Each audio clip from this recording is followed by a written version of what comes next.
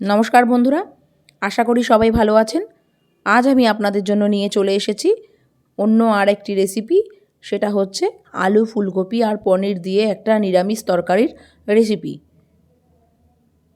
এই তরকারিটা কিন্তু সম্পূর্ণ নিরামিষ। যে কোনো নিরামিষ দিনে আপনারা কিন্তু এই তরকারিটা বানিয়ে রুটি, পরোটা, লুচি, যে কোনো রকমের রাইস দিয়ে আপনারা খেতে পারেন। ফ্রায়েড রাইস, জিরা রাইস বা প্লেন ভাত, তার সাথেও কিন্তু আপনারা এটাকে খেতে পারেন। রান্নাটা করবার জন্য আমি এখানে সর্ষের তেল ব্যবহার করেছি। আপনারা চাইলে ভেজিটেবল অয়েলস বা যে কোনো রকমের রিফাইন অয়েল ব্যবহার করতে পারেন। প্রথমে আমি তেল গরম হলে ফুলকপিগুলোকে দিয়ে দিয়েছি। ফুলকপিগুলোকে হালকা লাল করে ভেজে নেব। তো ফুলকপিগুলো ভাজার আগে আমি কিন্তু 5 মিনিট গরম জলে এগুলোকে ডুবিয়ে রেখে দিয়েছিলাম। গরম জলটা ফুটে গেলে গ্যাস বন্ধ করে তার মধ্যে ফুলকপিগুলোকে দিয়ে জাস্ট ঢাকা দিয়ে 5 মিনিট মতো রেখে দিতে হবে। তাহলে ফুলকপি খেলে আর মানুষের গ্যাস হবে না। ফুলকপি ভাজা হয়ে গেছে। এবারে পরিমাণ মতো আর একটু সর্ষের তেল কড়াইতে দিয়ে দেবো। তেলটা গরম হয়ে এলে আমি এখানে ফোড়নের জন্য ব্যবহার করব গোটা গরম মশলা। সেখানে রয়েছে বড় এলাচ, দারচিনি আর লবঙ্গ। এছাড়া দেব সাদা জিরে। আপনাদের কাছে যদি বড় এলাচ না থাকে ছোট এলাচও ব্যবহার করতে পারেন। ফোড়নটা ভালো মতো ভাজা হয়ে গেলে কেটে রাখা ডুমো ডুমো করে আলুগুলো আমি এর মধ্যে ভেজে নেব। আলু আপনারা আপনাদের প্রয়োজন মতো ব্যবহার করতে পারেন। আমি এখানে আলুর পরিমাণটা কম দিয়েছি আর কপির পরিমাণটা বেশি দিয়েছি।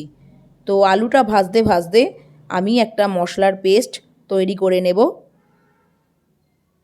আলুটা কিন্তু অবশ্যই গ্যাস কমিয়ে ভাজবেন, যাতে করে 60% মতো আলুটা সেদ্ধ হয়ে যায়।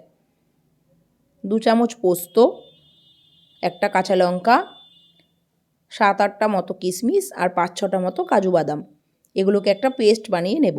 এদিকে আলু ভাজা হয়ে গেছে। এর মধ্যে আমি 1/2 চামচ মতো আদা বাটা ব্যবহার করলাম।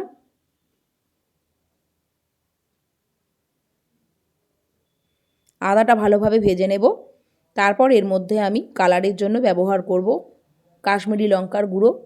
আপনারা চাইলে স্কিপ করতে পারেন। ঝালটা অবশ্যই আপনারা আপনাদের সুবিধা মতো দেবেন। আপনারা চাইলে এর মধ্যে শুকনো লঙ্কার গুঁড়োও ব্যবহার করতে পারেন।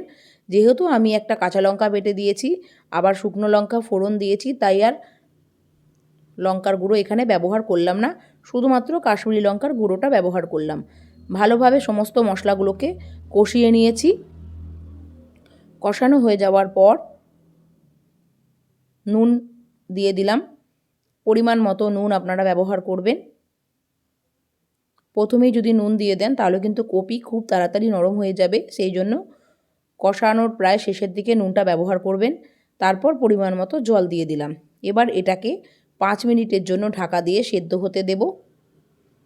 যখন প্রায় সেদ্ধ হয়ে যাবে তখন মিক্সিতে বেটে রাখা ওই মশলার পেস্টটা আমি এর মধ্যে দিয়ে দেব।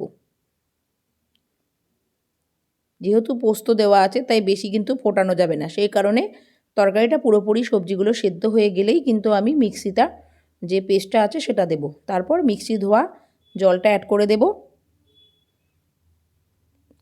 মিষ্টি মিষ্টি তরকারি হবে। পনিরের তরকারি একটু মিষ্টি হয়, সেই কারণে আমি এখানে চিনি ব্যবহার করলাম। আপনারা আপনাদের সুবিধা মতো মিষ্টিটা ব্যবহার করবেন। এরপর ভেজে রাখা পনিরগুলো আমি দিয়ে দিলাম। আমি এখানে ভাজা পনির ব্যবহার করেছি।